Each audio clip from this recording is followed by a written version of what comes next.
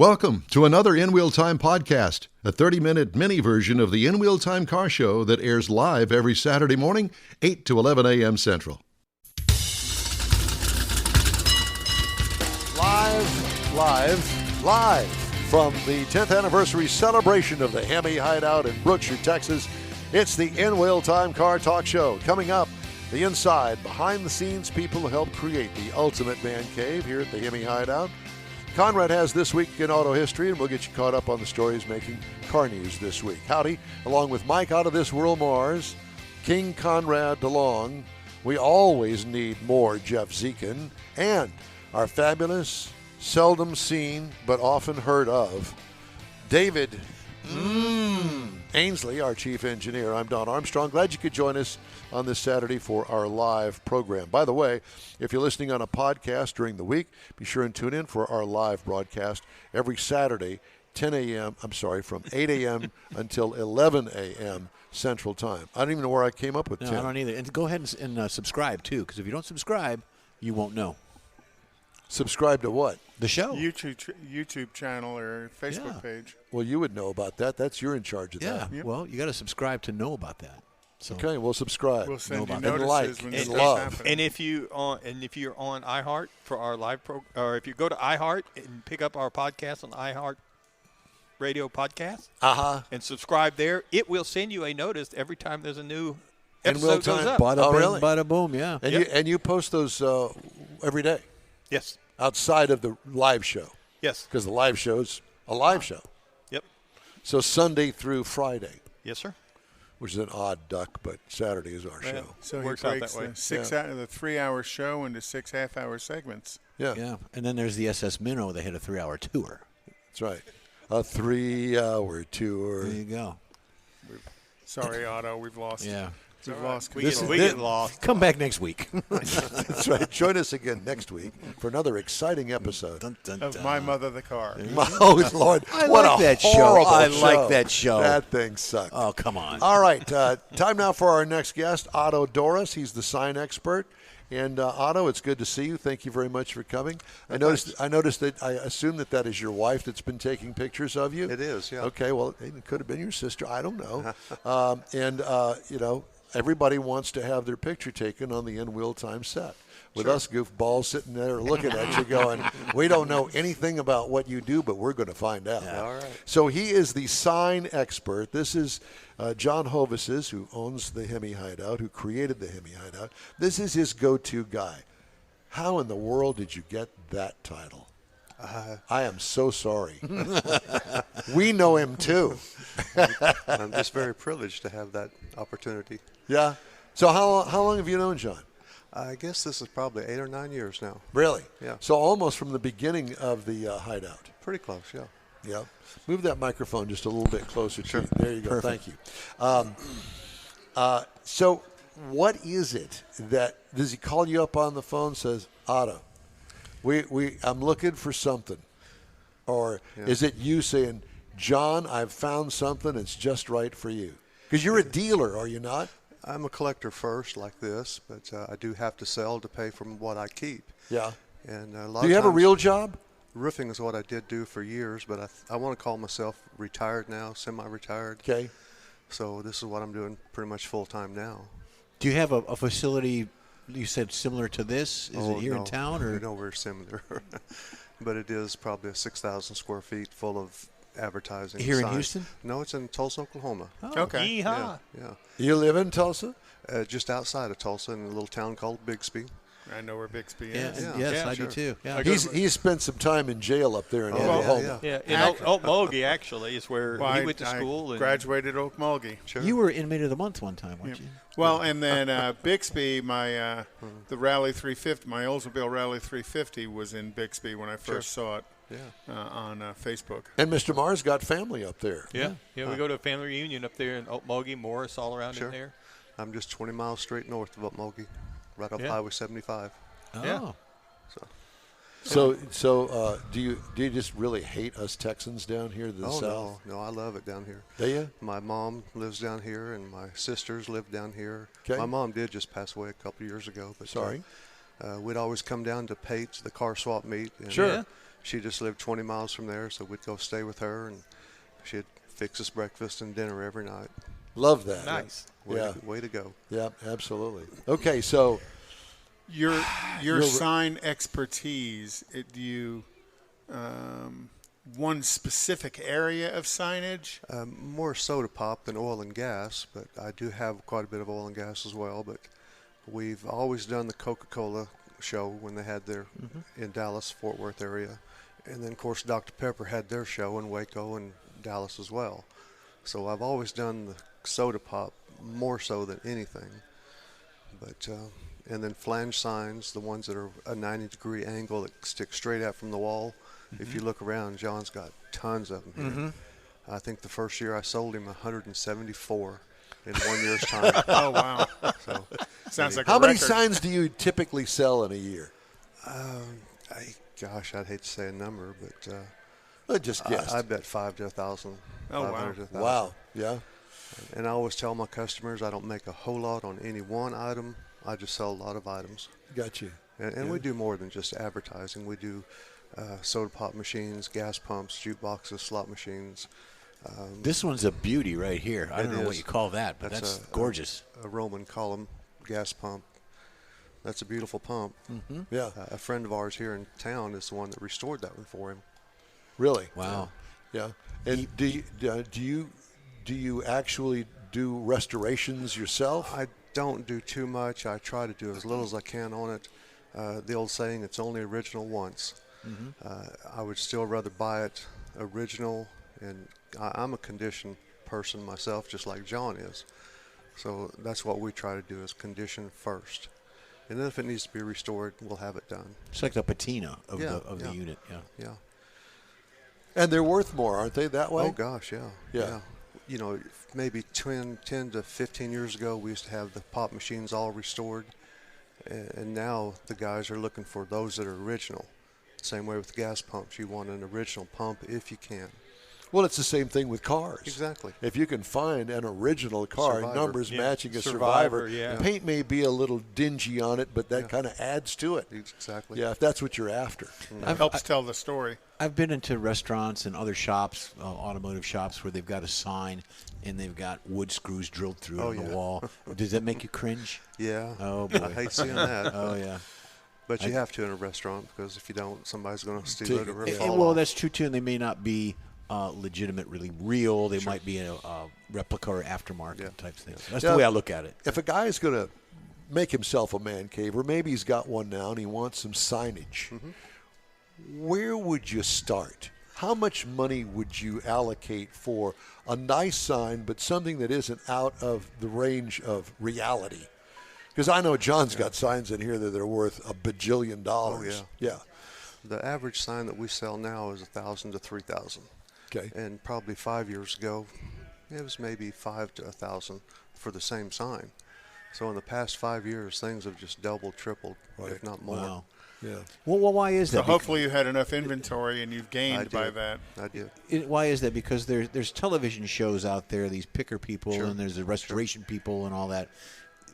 Knowing that what they do, that's all commercialized, in my opinion. That's It all is. scripted. It is. Buy it for $1 and sell it for 10 and all that other stuff. So it's not like that in your world, or? Not so much. I think right now what's happening is it's younger kids that are getting in that I don't know where they're getting the money from, but they're paying the bucks for these signs. And so it's generating a market where they're reselling, and it's just driving the price up. Yeah, And just the- like and the anybody, demand if you is- buy, the higher you buy it, the higher you got to sell it if you're actually Exactly. going to make any money. So for a guy like me, There's nobody what Your Armstrong tire sign. Yeah, I you- have backyard. one. You've in got the stuff in the backyard. backyard. Yeah, I have an Armstrong tire sign. You got I'd an love to have RCA. another Armstrong. I'd love to have a whole litany of Armstrong stuff. Well, if How you much pick money one you out, got? John will take it down for you. You can, Well, maybe get one over John, do there. you have any Armstrong tire signs? I know. Yes. You are my Huckleberry. There is no doubt about that. So Well, Otto, thank you. in the car world, people talk about barn finds. Sure. Is there in the signage world? Is barn finds a thing that you run into? Yeah, it's still out there. There's quite a bit of it still out in barns. And then even like the Coke warehouses, there's still quite a bit of that up in the attics, and that kind of stuff is still coming out. Even old gas stations, there'll be gas globes up in the attic. Wow. So, they're still finding it. So where have you been prior to this? I mean, your most recent buying excursion before this, and then where are you going now after this? I think our next show is in Indianapolis. It's the International Indianapolis Advertising Show. They've been doing it for 40-some-odd years, and I've been with them probably 30 years. It's probably where the premier stuff shows up. It's clean. It's the rarest of the rarest. Are you going as a buyer, a seller, or both? I go as a seller, but at the same time, it's just like anywhere. If you look hard enough, you'll find a bargain. Yep. The wife's got the checkbook. So. But how do you know, for a newbie like me, how do you know that if it's a bargain or not a bargain? There's so many places that you can check. There's Worth Point on eBay on the computer. Worth Point? Worth Point. They'll have all the auction sites that sold signs or whatever you're looking for. And you can type in what you're looking for, and if it's sold at auction, they'll have maybe 2 or 3 comparisons. Wow, so it's like a car catalog. You look up the last value and. Sure. So are you familiar with Armstrong signage, Armstrong yeah. tires? Yeah. Yeah? Are they rare? Well, they're still making some of the Armstrong, probably up into the 2000s. But, if you get the ones from the 40s, it's got the rhino on it. Yep. The rhinosaur, which that's the collectible. Anything that's got the graphics to it, the good embossing, the good color. And size, too, matters. Size always matters. Yeah. You've heard that. Yeah. No, most people cannot use size signs, but, of course, in this venue with John, there's 30 to 40-foot signs in here. Yeah. So when I had been selling to him for quite a while, he invited me down for a party, which was the best party I've ever been to. They usually are. Yeah. You're still trying to recover from that party? Yeah. It was a New Year's Eve party. Oh, boy. But we thought we'd get to see some of our signs in somebody else's venue. I had to hunt to find my signs. They're real small compared to his big 20 and 30, 40-foot signs. But I did find quite a few, and, it's happy to see them. Now, when you've got guys that you probably deal with on a regular basis, I assume. Sure. And do they have a wide variety of signs like this, or do they really drill it down to somebody like me that wants nothing but Armstrong signs? Yeah. Most of the guys are specialized, because they don't have a big shop. So they might just... At any rate, I've got it up there with a steel cable into the 2 holes that are on the side. So I haven't ruined it or anything like that. And it's amazing how well the porcelain holds up because it's been outside the entire time. Yeah. That's what porcelain was designed for, was to be outside. It can withstand the weather. It very seldom fades. A lot of times you'll get acid rain to it, but it's not a big problem. And what about it kind of etches like a car paint would? Sure. Could I get more value for the money with an interior painted sign? No, the porcelain's still where it's at.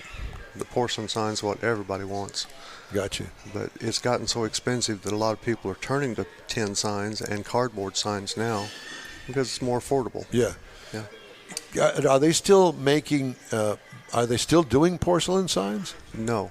Nobody's making porcelain anymore. India, which is reproduction signs. Right. But there used to be a porcelain outfit there in Sand Springs, and it closed probably 20 years ago, and it was one of the biggest in the Midwest.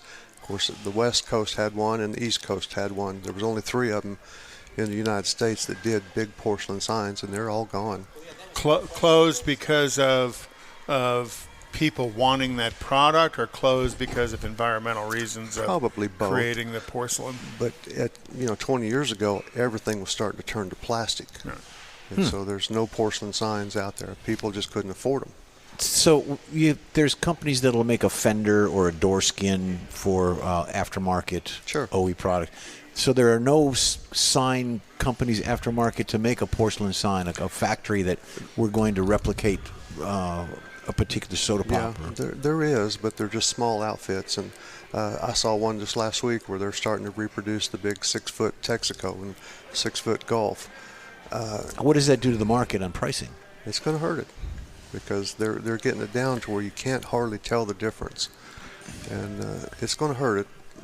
So you can tell the difference. A lot of times for the you can, because for the most part, in a sign that was done in the 30s, the graphics and the outlining of the letters is going to be perfect. I mean, they did stuff better then than we do now.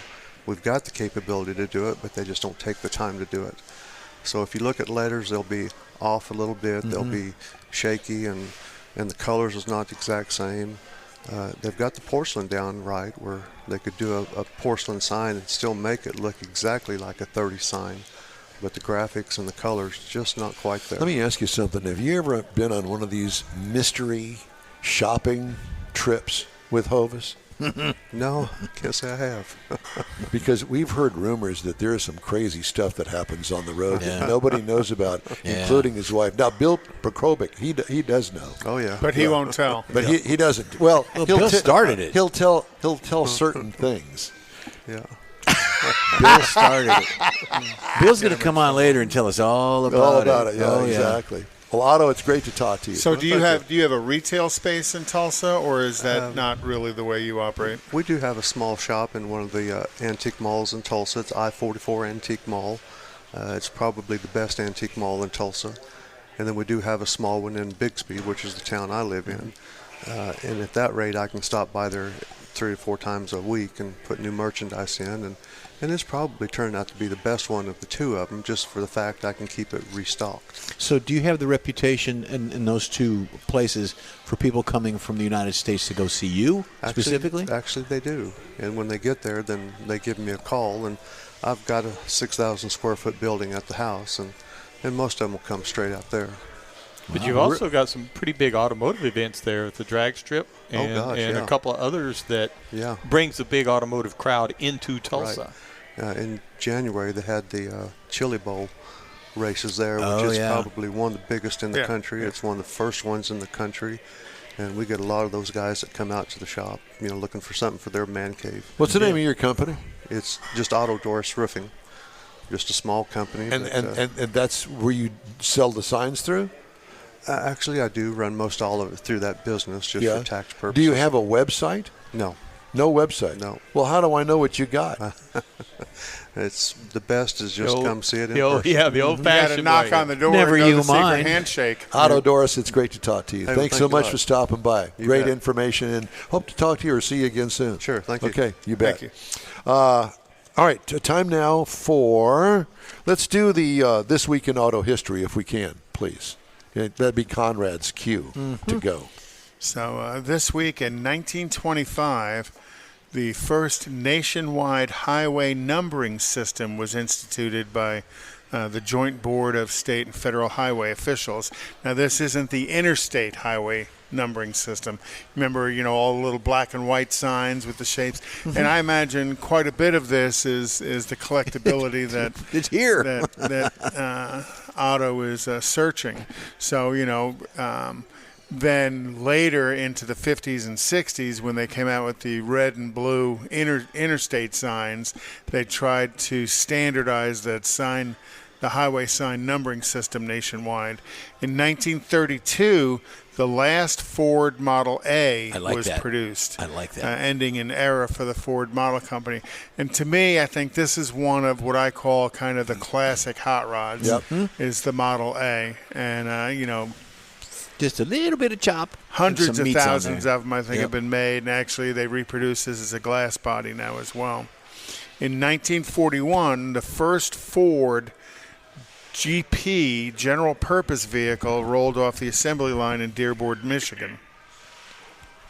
And those were called GPs, which eventually evolved into Jeep. Mm-hmm. So, Ford produced a pretty sizable amount of them in support of the World War II war effort. Ford built 277,000 of these off-road military vehicles. In 1947, Ferrari drove the first 125S vehicle out of the factory gates. So this was the first Ferrari. Kind of doesn't make you think of today's Ferraris as wow looking as they are. But you got to think back then, that was a pretty wow looking car. It's fat. Yeah. It's fat because back in the day. PHAT. Well, Yeah. no, but I mean the body is fat. It doesn't have Wide. all the swoops and Right. and that sculpted look that. And you got to remember, full-bodied. this was built in the era when Jaguar was building the D-types and stuff, Yeah. and the Austin Healey's and stuff. And it's got back in bug-eye headlights on Right. that, too. back in the late 40s. In 1949, the first automatic street light system turned themselves on at dark was installed in New Milford, Connecticut. So, these were, now today we don't think much of street lights places, and they're all, photo censored. These were pretty much set up on a timer, and when daylight savings happened, somebody had to walk through and adjust the timer, I assume. I don't know, but I'm sure daylight savings time made a lot of work for that poor little guy. And then in 1960, Richard Petty, who's now known as the king of stock car racing, he recorded his first Grand National victory in Charlotte at the North Carolina Fairgrounds. 8 months early, Richard had edged out his father, Lee Petty, at a Grand National race in Lakeland, Georgia, only to watch his father protest the race. Nice, thanks, Dad. Oh, man. And got the victory overturned. So this was Richard's Losing car. Now this is the car he won in, but you got to remember back then a stock car was a stock car, that they just put motors and suspension and wheels and tires on. And then finally in 1973, Honda introduced the Civic. You remember that generation? I do, Civic? very well. And they sold a lot of them, and to a degree they've become quite collectible today. I can see with the that, little sure. CVCC You engines. can find something like that. And kind of started the whole subcompact rush for fuel economy. You got to remember, 1973 was when the fuel embargo happened, and everybody was out looking for fuel economic cars. That's this week in automotive history. It's very nice. Okay. Perfect. Yeah, that worked out well.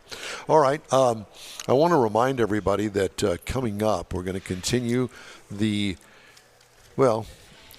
delving into the HEMI Hideout here. Well, the celebration starts after we get off the air, but we're fortunate to have special guests that John has lined up for us. And coming up in the next hour, we're going to talk to Michael Ratcliffe. He's the architect, the guy that designed this absolutely wonderful facility here, and we're going to find out how all that takes place. And we're going to move your cruise-in calendar to the next hour, if you don't mind. That's a beautiful thing. It is a beautiful thing. I did have one story I wanted to get in. General Motors and Tesla are the big winners in the 2022 Automotive Loyalty Awards. Wow. With Tesla topping Ford for U.S. brand loyalty for the first time, according to S&P Global Mobility. Despite a 3-year industry-wide drop in customer loyalty, GM managed to win the overall Loyalty to Manufacturer Award for the 8th straight year. Industry-wide shortages have caused customers to shop for other brands, prompting industry average loyalty to drop from 54.6% in 2019 to 50% last year. No surprise there. Tesla's win for overall loyalty to make marks the first year in that last decade that Ford has not won the award. So I thought that was... Nanner. Yeah. Subaru also won overall loyalty to dealer for the first time. 38% of Subaru owners buy their next vehicle from the same dealer. All right. Well, that's it for this segment of our show. Quick break now. We'll be right back here on the In Wheel Time Car Talk Show on iHeartRadio. Tailpipes and Tacos, Houston's premier car cruise-in returns Saturday, April 15th to the Lupi Tortilla Tex-Mex in Katy, 8 to 11 a.m. Bring your Hot Rod, Classic, Resto Mod, or any other vehicle you'd like to show and compete for one of 3 highly coveted Chili Pepper trophies. This April 15th kickoff event is one you'll want to put on your calendar because 100% of the money you donate for the free tacos will be given to God's Garage. You heard right, free tacos. Whatever you decide to give, all of it will be given to God's Garage and matched by Lupi Tortilla. God's Garage gifts vehicles to single mothers, widows, and wives of deployed military in the greater Houston area. In fact, the Garage will gift a vehicle to a mom in need at this special event. Be sure to attend the next Tailpipes and Tacos Cruise-In, Saturday, April 15th 15th, 8 to 11 a.m. at the Loopy Tortilla Tex-Mex in Katy on the Grand Parkway at Kingsland Boulevard, just south of I-10. Free breakfast tacos for any donation to God's Garage. It'll make your heart and your belly feel good. You own a car you love. Well, why not let Gulf Coast Auto Shield protect it? Houstonian John Gray invites you to his state-of-the-art facility to introduce you to his specialist team of auto enthusiasts. We promise you'll be impressed. Whether you're looking to massage your original paint to a like-new appearance, apply a ceramic coating, install a paint protection film, nano-ceramic window tint, or new windshield protection called ExoShield, Gulf Coast Auto Shield is where Houston's car people go. Curbed your wheels? Instead of buying new, why not have them repaired? How about a professionally installed radar detector? Gulf Coast Auto Shield does that too. Get a peek inside the shop and look at the services offered by getting online and heading to gcautoshield.com. Better yet, stop by their facility at 11275 South Sam Houston Tollway, just south of the Southwest Freeway, and get a personal tour. Gulf Coast Auto Shield is your place to go for all things exterior. Call them today, 832-930-5655 or gcautoshield.com. The award-winning In-Wheel Time Car Talk Show is available on the most popular podcast channels out there in 30-minute episodes. We realize our 3-hour live show can be difficult to catch in its entirety, so now you can listen every day to a convenient, fresh 30-minute episode. Check us out on Apple Podcasts, Spotify, Google Podcasts, Amazon Music, and Audible, along with a dozen more.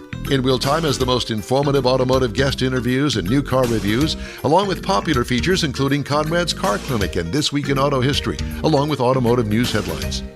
Our live broadcast airs every Saturday, 8 to 11 Central on InWheelTime.com, the iHeart app, and on YouTube. Be sure to say hello when we're broadcasting from the Tailpipes and Tacos Cruise Inn, Autorama, and the Houston Auto Show, among others. Now, it's easier than ever to hear about all things automotive all week long. You're invited to join fellow car enthusiasts in becoming part of the ever-growing In-Wheel Time Car Talk family. Don't forget those 30-minute podcast episodes on your favorite podcast channel. That's it for this podcast episode of the In-Wheel Time Car Show. I'm Don Armstrong, inviting you to join us for our live show every Saturday morning, 8 to 11 a.m. Central on Facebook, YouTube, Twitch, and our InWheelTime.com website. Podcasts are available on Apple Podcasts, Spotify, Stitcher, iHeart Podcast, Podcast Addict, TuneIn, Pandora, and Amazon Music. Keep listening, and we'll see you soon.